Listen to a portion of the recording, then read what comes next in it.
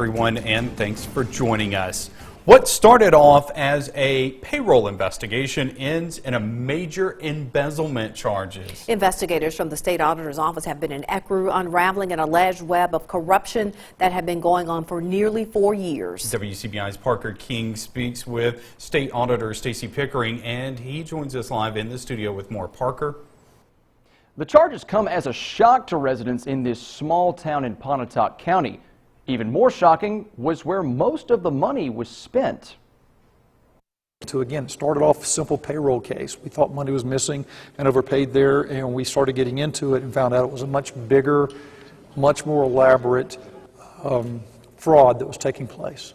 Over the course of 4 years, ECRU City Clerk Gretchen Moody allegedly embezzled almost $400,000 from city funds to buy one thing: firearms. Over 77 weapons total. To be given as gifts to former ECRU Police Chief Paul Martin Blaylock. It seemed simple when it first caught the state auditor's attention. We received a complaint that basically said that there were some discrepancies in payroll, and we started going and looking into payroll and realizing that with Miss Moody being in charge of payroll, that she was actually writing herself some extra checks. As with most cases, it starts off typically as a small, little by little. And once these individuals get into a pattern of behavior, they think they can get away with it.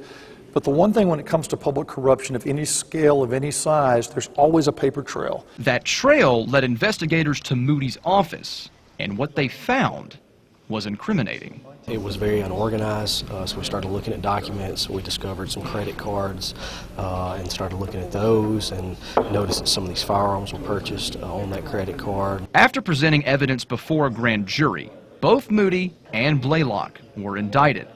They surrendered themselves this morning, leaving their small town in shock.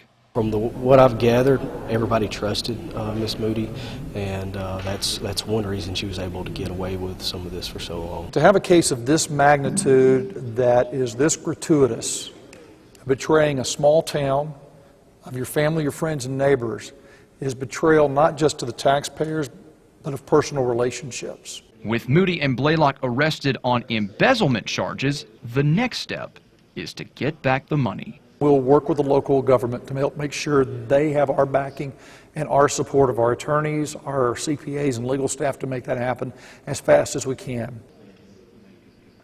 Bond for Moody has been set at $30,000 and $20,000 for Blaylock. As for the guns, they will remain in evidence until the court is ready to give them back to the city of ECRU.